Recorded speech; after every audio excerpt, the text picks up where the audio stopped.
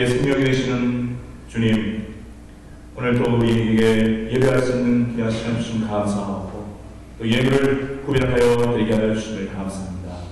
11조 감사, 선교, 건축 또 여러 가지 감사의 제목들로 인하여 하나님 앞에 드리는 이 귀한 예물을 하나님 기뻐 받아 주시옵시고 하늘을 여시고 하늘의 신령들로 부어 주시기를 원합니다.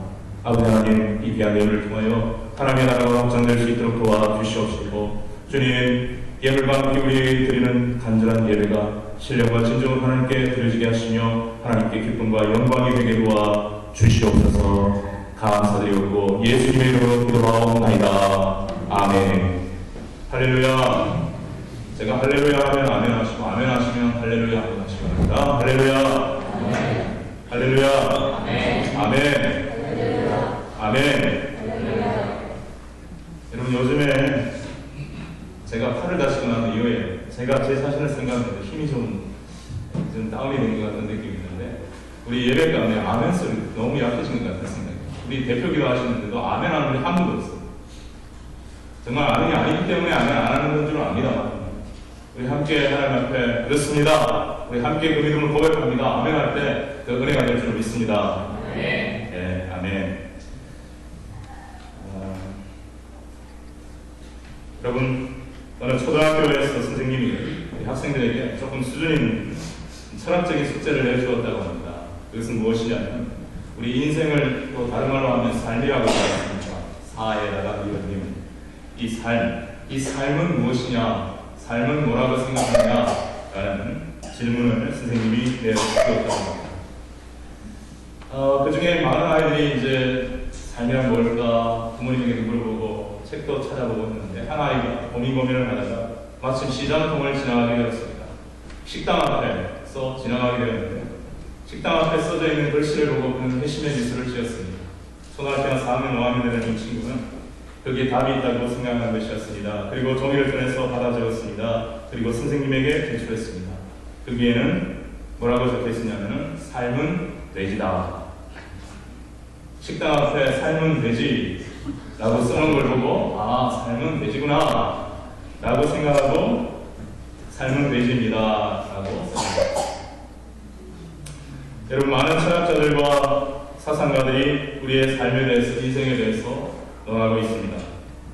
우리 인생에 답을 줄 수 있는 것처럼 이야기하고 있습니다.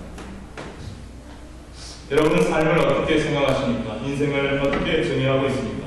어떻게 살아야 한다고 생각하십니까? 오늘 우리는 부활하신 예수님의 말씀, 그리고 자신을 부활이라고 생명이라고 소개하신 예수님의 말씀을 통해서 우리의 삶이 어떻게 해야 하는가 하는 것들을 상고해보고자 합니다. 사람들은 흔히 우리의 삶이 단 한 번밖에 없다고 말합니다. 그것은 어떤 의미에서는 맞지만 어떤 의미에서는 틀립니다. 성경은 우리의 인간의 삶이 단 한 번밖에 있는 삶이 아니라 세 번의 인생을 갖게 된다, 세 번의 삶을 갖게 된다라고 말씀을 하고 있습니다. 첫째, 어머니 뱃속에서 10개월, 그리고 둘째, 이 땅에서 살아가는 70년, 80년, 길게는 90년, 100년, 120년 이 삶이 있습니다. 우리는 그러나 많은 순간 많은 사람들이 이 땅에서의 이 인생의 기간에만 포커스를 맞추는 것들을 보게 됩니다. 그러나 성경에서는 죽음 이후에 영원한 삶이 있다라고 말씀하고 있습니다. 가만히 보면 이 첫 번째, 두 번째, 세 번째 삶의 공통점을 보면 먼저 번의 삶은 그 뒤의 삶을 준비하는 의미를 갖고 있다라고 보면 됩니다. 여러분, 성경에 보면 특별히 이 영원한 삶, 죽음 이후의 영원한 삶에 대해서 말씀을 하고 있습니다. 요한복음 5장 29절을 같이 한번 읽어보겠습니다. 시작. 선한 일을 행한 자는 생명의 부활로, 악한 일을 행한 자는 심판의 부활로 나오리라. 사람은 누구나 부활한다는 것입니다. 부활은 다시 사는 것입니다. 소생이 아니에요. 소생은 나사로가 죽었다가 사흘 만에 살아나는 걸 소생이라고 하는데 그 소생은 다시 죽습니다.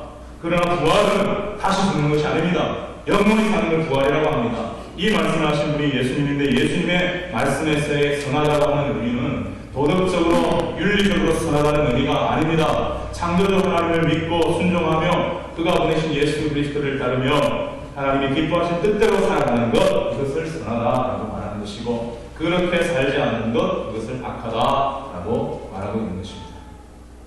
반드시 부활이 있는데 생명의 부활이 있고 심판의 부활이 있다라고 말씀을 하고 있습니다. 또한 히브리서 9장 27절을 같이 한번 읽어보겠습니다. 시작. 한번 죽는 것은 사람에게 정한 것이요 그 후에는 심판이 있으리니. 사람들은, 많은 사람들이 한번 죽는 건 사람에게 정한 건 압니다. 그리고 그것이 끝인 줄 압니다. 그러나 분명히 성경은 그 후에 삶이 있다라고 하고 있습니다. 그 후에 프로세싱, 과정들이 있다라고 말씀합니다. 여러분들이 어떤 삶을 살아도 프로세싱이 있습니다. 무슨 일을 하더라도 프로세싱이 있습니다. 한국을 들어가도 미국을 들어가도 어디를 가더라도 프로세싱에 걸쳐서 들어가듯이 우리가 죽음으로 끝일 것이다. 아닙니다. 오해입니다. 성경은 분명히 죽음은 하나의 프로세싱 과정이다. 그 이후에 삶으로 들어가는 과정이다 라고 말씀을 하고 있습니다. 그런데 그때 심판을 거쳐야 된다 라고 말씀하고 있고, 그 심판을 면제받을 수 있는 자는 없다라고 말씀하고 있습니다. 물론 예수 그리스도의 생명체, 어린 양의 생명책에 기록된 자는 심판의 부활을 면하게 된다고 나오고 있습니다. 어쨌든 심판을 받게 되는데, 요한계시록의 말씀에 보면 이렇게 말씀하고 있습니다. 같이 읽겠습니다. 시작. 또 내가 보니 죽은 자들이 큰 자나 작은 자나 그 보좌 앞에 서 있는데, 예, 보십시오. 산 자들이 서 있다는 것이 아닙니다. 죽은 자들이, 죽었던 자들이 큰 자나 작은 자나, 높았던 자나 낮았던 자나, 부자나 가난한 자나, 많이 배운 자나 적게 배운 자나, 몸이 강한 자나 약한 자나, 여자나 남자나, 흑인이나 백인이나 동양이나 누구든 상관없이 그 보좌 앞에 서 있는데, 바로 하나님의 보좌 앞에 서 있는데, 그 하나님의 긴 보좌 앞에 서 있는데 책들이 펴있고, 같이 읽겠습니다. 책들이 펴있고 또 다른 책이 펴졌으니 곧 생명책이라. 죽은 자들이 자기의 행위를 따라 책들에 기록된 대로 심판을 받으니. 그렇습니다. 과연 그의 인생이 하나님 앞에 선한 인생이었는지 악한 인생이었는지, 그래서 생명의 부활로 가야 될지 심판의 부활로 가야 될지를 결정한다는 것입니다. 그래서 사망과 음부도 그 가운데서 죽은 자들을 내어주매 각 사람이 자기의 행위대로 심판을 받고 사망과 음부도 불못에 던져지니. 이것은 둘째 사망 곧 불못이다. 첫째 사망은 인간의 육신의 죽음을 말하면, 둘째 사망은 영원한 지옥의 죽음을 말하는 것입니다. 자, 같이 읽겠습니다. 시작. 누구든지 이 어린 양의 그리스도의 생명책에 기록되지 못한 자는 불못에 던져지라. 불못은 바로 영원한 지옥을 말씀합니다.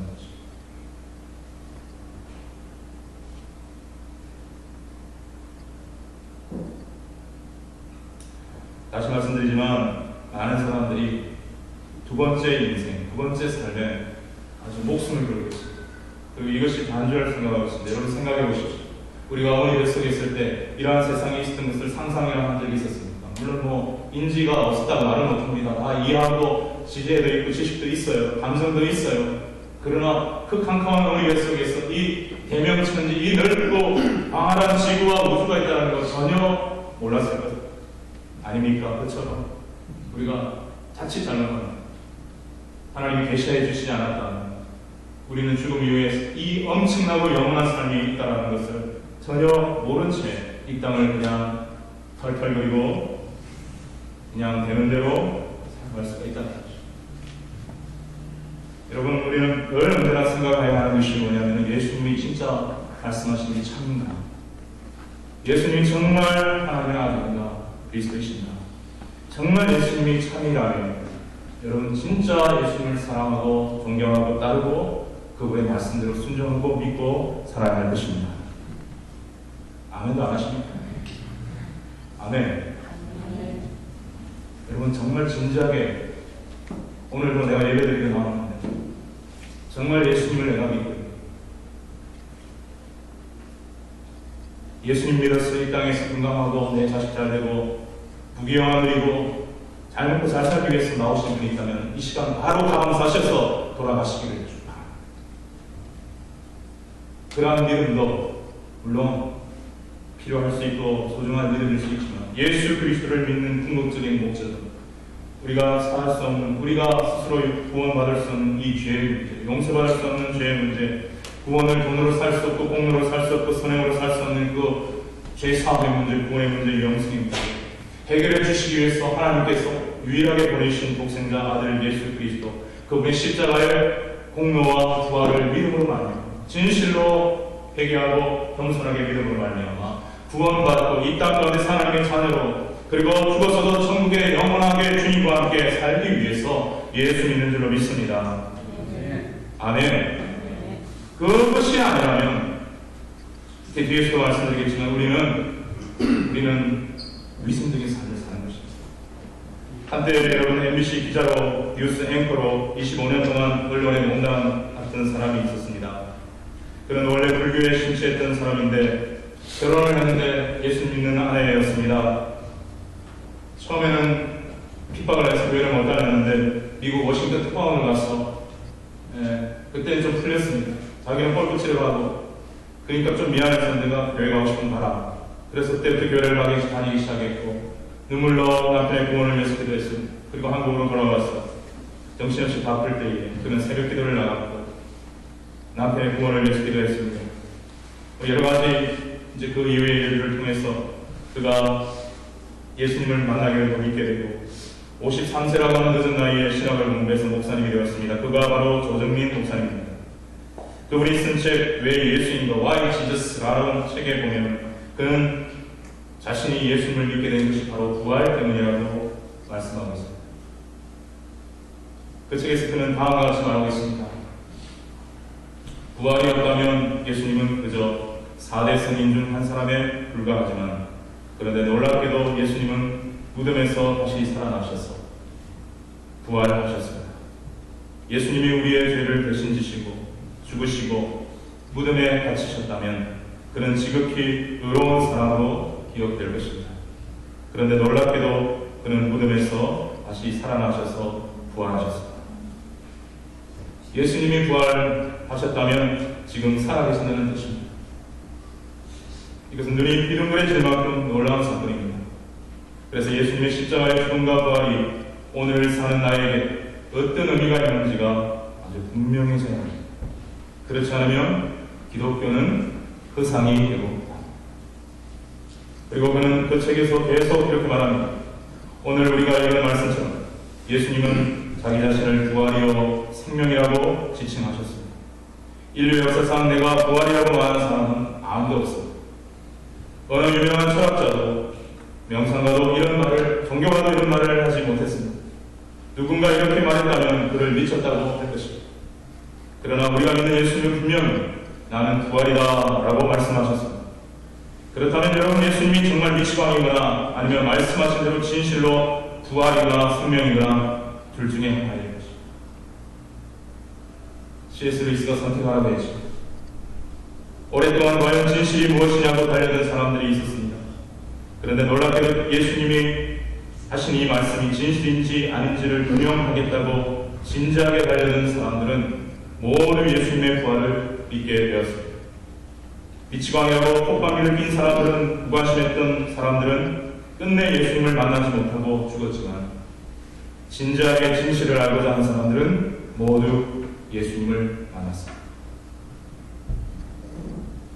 18세기에 길버트 웨스트라고 하는 사람이 있었습니다. 이번에 책에서 좀 소개하고 있는데 그는 예수님을 믿는 주변의 친구들이 너무 한심해 버렸습니다. 어떻게 지성인들이 신을 믿느냐고 조롱을 했습니다. 그러던 어느 날 예수님의 부활이 거짓이라는 것을 증명하면 기독교가 완전히 무너질 것이라는 확신을 갖고 부활을 연구하기 시작했습니다. 예수님의 부활을 연구하기 시작했습니다. 모든 자료를 수집하고 연구해서 부활이 거짓이라는 것을 증명하기 위해 책을 쓰기 시작했습니다. 그런데 그 책을 한층 쓰던 어느 날 그는 예수님을 만났습니다. 이후 그가 쓰던 책은 예수 그리스도의 부활을 증명하는 내용으로 바뀌고 말았습니다. 19세기의 유명한 무신론자인 잉거스홀이라고 하는 사람은 황당하게 거지없는 부활신앙을 반박하기 위해서 당시 등만과 학식인 루 윌리스라고 하는 장군 출신의 작가를 찾아가서 자기를 대신해서 글을 써달라고 부탁을 했습니다. 이 사람도 무신론자였기 때문에 화려한 필체로 예수님의 부활을 거짓이라고 하는 것을 잘 밝혀주기를 기대하고 부탁을 했습니다. 흔쾌히 허락한 웰리스는 글을 쓰기 시작했고, 그러던 중에 예수님을 그도 또한 만나게 되었습니다. 그리고 원래 쓰려고 했던 내용과 전혀 다른 내용의 책을 내기에 이르렀습니다. 그 책의 이름이 바로 배너 아시죠? 영어로 제작되었던 그 배너. 20세기의 유명한 무실론자 프랭크 모리슨, 이 사람은 원래 변호사였습니다. 그리고 신문 기자였습니다. 이 사람 또한 부활이 거짓임을 입증하려고 강변 자료를 바탕으로 예수님의 부활이 거짓임을 논증하는 글을 쓰다가 그 또한 예수님을 만났습니다. 그리고 여기 제가 갖고 있는 책, 누가 돌을 옮겼는가? Who moved the stone? 누가 예수님의 눈앞에 있는 돌을 옮겼는가? 바로 예수님이 부활하신 것이 맞다라고 하는 책을 기록했습니다. 그리고 예수님을 믿는 사람으로 변화되었습니다. 제가 가장 존경하고 좋아하는 이 북미권에서의 목사님이자 저술가인 리 스트로베리라고 하는 목사님이었습니다. 여러분 읽어보신 분들도 있을 줄 압니다. The Case for Christ, 한국어로는 예수는 역사다라고 번역된 이 리 스트로베리 이 외에도 아주 좋은 책들을 정말 많이 썼습니다. 지성인들을 향한 아주 좋은 변정의 책이에요. 원래는 예일대 법대를 나와서 신문사의 기자로서 아주 철저한 무신론자였습니다. 그런데 어느 날 사랑하는 아내가 시카고에 있는 한 교회에 친구의 전도를 받아 갔어. 사람이 바뀌기 시작한 것이었습니다. 원래 아내도 무신론자였는데 예수님이 있다, 예수님을 만났다, 하나님이 살아계신다 외치면서 자기를 위해 기도한다는 것입니다. 그래서 이 리 스트로베리 어떤 생각을 가지고 있냐면, 마치 우리가 이단에 빠진 아내가 있다고 한다면 그 아내를 구출해야지 라고 하는 사명감을 가지고 그 이단의 잘못을 그 아내에게 설명해서 구출해내려고 하듯이 이 리 스트로베리는 자신의 날카로운 지성과 추리력으로 말도 안 되는 기독교 신앙에, 특별히 부활 신앙을 하는 것을 그 거짓말임을 자기가 증명해서 아내를 끌어내려고 연구하기 시작했습니다. 2년여 가까이에 걸쳐서 연구한 끝에 내린 결론이 뭔지 아십니까? 원래 자기가 생각했던 것과는 전혀 다르게 예수 그리스도는 살아계신 하나님의 아들이십니다. 우리 인간은 죄인이고 그분은 유일한 우리의 죄를 구원할 수 있는 메시아이다. 그리고 그 사실 앞에 진실된 자라면 믿음으로 결단하는데 그를 거부하는 것은 잘못된 선택이고 그를 믿음으로 영접하는 것이야말로 가장 합당한 선택이다라고 결론을 내리고 그는 그 자신의 결론에 따라서 예수님을 겸손하게 영접을 합니다. 그것이 1981년 11월 8일 그의 진심에서 우러나오는 기도를 주님 앞에 드렸습니다. 죄를 시인하고 자기가 죄인인 것이 정말 깨달아지더라. 주님의 십자가 앞에서 내가 얼마나 죄인인가가 생각이 나더라. 죄를 시인하고 죄로부터 돌이키고 예수님을 통한 죄사함과 영생의 선물을 알아가시는 하나님의 그 은혜에 겸손하게 순종하고 그 은혜의 선물을 받아들이고 앞으로도 계속해서 예수님의 도움으로 주님이 원하시는 삶의 방식을 따르고 싶다고 고백하고 기도하면서 성경을 읽으면서 그렇게 하루하루 지나가는데 아주 짧은 사이에 그의 삶에는 놀라운 변화가 일어났습니다. 제가 정말 감동받는 것은 이 책 번역본 357페이지에 나와있는 바로 그때 당시 1981년 당시 5살 먹었던 그 사람의 둘째 딸 앨리슨이라고 하는 그 딸이 5살짜리가 이 아버지의 모습을 보고 고백한 말이 제 심금을 넓힙니다. 몇 달 지나지 않아 이 아버지의 삶이 변하는데 급진적으로 변하니까 이 5살짜리 앨리슨이 자기 엄마에게 가서 다음과 같이 말을 했다고 합니다. 엄마는 이미 예수를 믿고 있고 이 딸과 자기 오빠인지 언니인지는 같이 엄마 따라서 지금 몇 년씩 교회 다니고 있는 상황이고 아빠의 구원을 위해 기도하고 있는 상황이었습니다. 그때 아빠의 변화된 모습을 본 이 딸이 엄마에게 말하기를 엄마 하나님이 아빠에게 하신 것처럼 저에게도 같은 일을 하셨으면 좋겠어요. 5살짜리 꼬마가 알고 있었던 아빠는 아주 세속적이고 화를 잘 내고 거친 말을 너무 쉽게 쏟아붓고 종종 집에도 잘 안 들어오고 자주 술에 취하고 자기들을 사랑해주지 않는 5살짜리 눈에 비친 아빠였는데 그는 어떤 학자와 인터뷰를 한 적도 없고 자료를 분석하지도 않았고 역사적 증거를 조사한 적도 없지만 예수님이 부활하신 예수님이 한 사람의 인생, 즉 자기 아빠의 인생에 미친 영향을 직접 자기의 눈으로 보면서 엄마에게 고백하기를 엄마, 하나님이 아빠에게 하신 것처럼 저에게도 같은 일을 하셨으면 좋겠어요.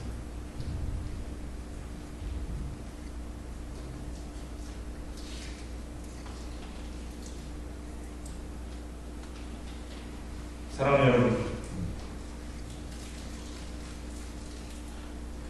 예수를 믿지 않는 것은 정말 부정적이고 정말 역사상 가장 중요한 진실에 대해서 외면하는 것이고 자기의 생명을, 영원한 생명을 좌우할 수 있는 너무나 중요하고 심각한 문제에 대해서 소홀히 안타까운 일이 아니었습니다. 그러나 혹시 여러분과 아직도 예수님의 부활이 믿어지지 않는다, 혹시 믿더라도 그냥 머리로만 하도 들으니까 성경에서 말씀하니까 그냥 지식적으로만 역사적으로만 일어난 사실로만 믿고 있다면 여러분들도 한번 이 주제를 가지고 부활이라고 하는 주제를 가지고 책을 한번 써보십시오. 그러면 반드시 예수님을 만날 것이라고 조정미 목사님은 말하고 있습니다. 정말 진지하게 예수님의 십자가와 부활을 했습니다. 탐구하고 연구하고 기도하고 묵상하고 경험하려고 하는 그 자세, 그런 자세를 가진 사람은 하나님 한 사람도 빠짐없이 다 만나게 해주시고 할렐루야. 그 부활의 주님과 동행하는 너무나 거룩하고 멋진 삶을 살아가게 해주실 줄로 믿습니다. 부활이라고 하는 열쇠를 손에 쥐고 있지 않다면 기독교는, 교회는 다 허상이요, 교회도 허상이요 헛것이고, 그래서 사도 고린도서 15장 13절 이하에서 이렇게 말씀합니다. 고린도서 15장 13절 15절 같이 한번 읽겠습니다. 시작. 만일 죽은 자의 부활이 없었으면 그리스도도 다시 살지 못하셨으나 그리스도께서 만일 다시 살지 못하셨으면 우리의 전파하는 것도 헛것이시고 또 우리의 믿음도 헛것이며 또 우리가 하나님의 거짓 정의로 발견되니 우리가 하나님이 그리스도를 다시 살리셨다고 증거하였습니다. 아멘. 정말 역설적으로 예수님은 부활하셨고 그 부활의 기반 위에 우리의 믿음이 존재하고 이 교회가 존재하는 것입니다. 여러분, 아멘. 부활이 없다면 정말 우리는 지금 쇼하고 있는 거예요. 쇼. 죽어버린 예수, 아무리 그가 우리를 위해 십자가에서 믿음을 지고서 죽었다 할지라도 죽음으로 끝이 났다면, 부활하지 않았다면, 그 성경 말씀에 고린도서 15장 뒤에 말씀에 보면 이런 말씀이 있습니다. 그리스도께서 다시 사신 것이 없으면 너희의 믿음도 헛되고 너희가 여전히 죄 가운데 있을 것이다. 그렇습니다. 예수님께서 십자가에서 우리의 죄를 위해 죽으실 뿐만 아니라 부활하심으로 비로소 우리의 죄를 삭해 주셨다는 걸 하나님이 증명해 주신 것입니다. 아멘. 부활이 없다면 예수님의 십자가의 죽음이 의미가 없는 것입니다. 그렇기 때문에 우리 여전히 죄 가운데 있을 것이라고 사도하는 선포가 있는 것입니다. 그리고 우리가 복음을 전달하는 것도 말도 안 되는 것입니다. 그러기 위해 이건 역설적으로 우리가 얼마나 이 부활에 대한 믿음을 확고하게 붙잡고 있어야 한다. 이것을 의미하고 있는 것입니다. 부활에 대한 신앙이 없다면, 부활에 대한 믿음이 없다면 그러한 크리스찬은 위선으로 살고 있는 것입니다. 예수님을 이용해서 이 땅에서 좀 더 잘 먹고 잘 살기 위해 위약을 끌며 위선을 끌며 살고 있는 것입니다. 부활에 대한 믿음과 소망을 확실히 가지고 있다면 이 땅의 것들은 하늘에 대하면 그 하늘의 주님의 영광에 대하면 아무것도 아닌 것이 되어야 됩니다. 그리고 이 땅만을 바라보며 이 생만을 바라보며 사는 인생들을 정말 안타깝게 여기며 불쌍히 소망이 여기게 되어야 될 것입니다. 여러분, 어느 날 저는 복음을 나누는 모임에서 아주 진지한 모임이었습니다. 그런데 어떤 학생이 복음을 다 듣고는 아주 의미심장한 질문을 하는 것을 들었습니다. 우리가 예수를 믿고 구원을 받으면 천국 백성이 되지 않습니까? 그렇죠. 그렇다면 하나님은 천국 백성이 된 우리를 곧바로 천국으로 들이시지 않습니다. 왜 이 땅 가운데 그냥 두십니까? 왜 힘들고 어려운 세상을 계속 살게 여기에 두십니까? 라는 질문을 했습니다. 학생,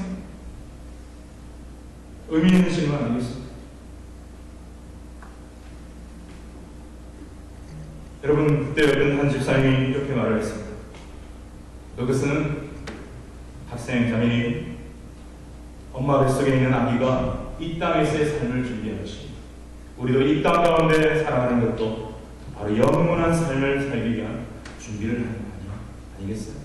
그리고 더 중요한 것은 우리의 삶을 통해 하나님의 영광을 받으시고 아직도 예수님을 믿지 않는 많은 사람들이 이 영생의 복음을 전해주기 위해서 우리를 남겨주시지 않겠어요?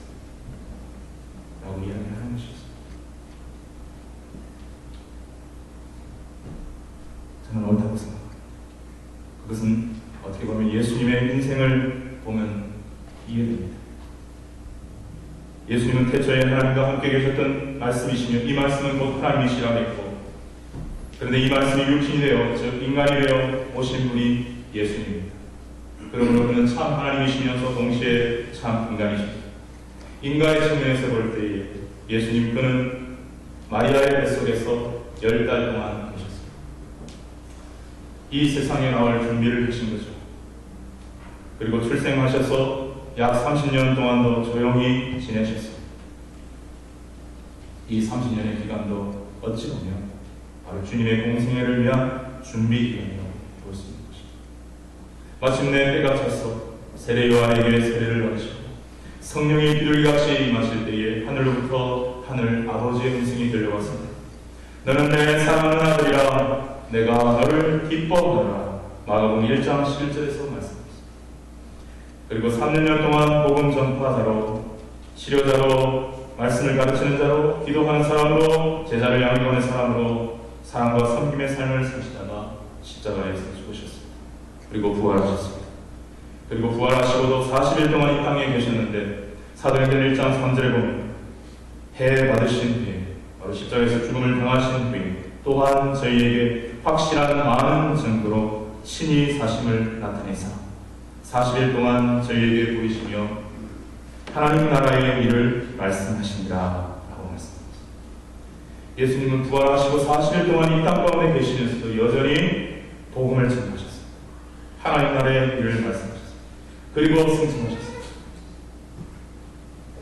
저는 여기서 생각하는 것은 예수님께서 세례를 받으실 때에 물론 그 전에도 하나님의 아들이시고 하나님이셨지만 예수님이 세례를 받을 때 공식적으로 하나님의 아들로 인정되었다고 할 수 있습니다. 그런데 그때에 승천하신 것이 아니라 바로 이 땅에 오신 사명을 이루시기 위해 사역을 하셨습니다. 그리고 마침내 우리의 구원을 이루시려고 십자가에 죽으시고 부활하셨습니다. 저는 너무 단순한 논리지만 마찬가지로 이 땅에서 우리가 진실로 예수를 믿고 회개하고 영접하면 그분을 내 삶의 참 구세주여 주인으로 모시면 우리는 다 하나님의 자녀가 되고 천국 백성이 됩니다. 그러나 그때 우리를 다 천국으로 불러들이는 것이 아니라 우리를 두시고 예수님처럼 이 땅에서 우리가 감당해야 할 사명을 감당하게 하십니다. 그래서 저는 제 생각이지만 우리를 이 땅에 두신 말씀과 함께 나누려고 합니다. 요한복음 1장 12절 말씀, 요한복음 14장 12절 말씀을 같이 읽도록 하겠습니다. 시작. 영접하는 자, 곧 그 이름을 믿는 자들에게는 하나님의 자녀가 되는 권세를 주셨으니, 바로 예수 이름을 믿는 자들에게는 하나님의 자녀가 되는 권세와 능력을 주셨습니다. 그리고 또 읽겠습니다. 내가 진실로 진실로 너희에게 이르노니 나를 믿는 자는 나의 하는 일을 저도 할 것이며 또한 이보다 큰 것도 하니 이는 내가 아버지께로 가리라. 가서 보혜사 성령을 보내시겠다는 말씀을 그 16절에 이었습니다. 그렇습니다. 하나님이 구원받은 당신의 자녀들, 바로 저와 여러분, 구원받은 즉시 천국 백성되고 하나님의 자녀된 그 자들을 이 땅 가운데서 고통받고 어려움당하고 하는 수밖에 없는 이 땅에 그냥 두시는 이유는 천국으로 바로 불러들이시지 않는, 아직도 죄만으로 악한 이 세상에 두신 이유가 있다면 바로 우리가 하나님의 자녀로서 바른 믿음과 권세를 가지고 우리 주님이 하셨던 일, 즉 잃어버린 영혼을 구원하고 하나님만을 영원하게 하는 삶을 살다가 오라, 저는 우리를 이 땅에 두고 계신다고 믿습니다. 이것이 바로 우리가 세 번째 생인, 영원한 생을 가장 바르게 준비하는 길이라고 믿습니다. 기도하겠습니다.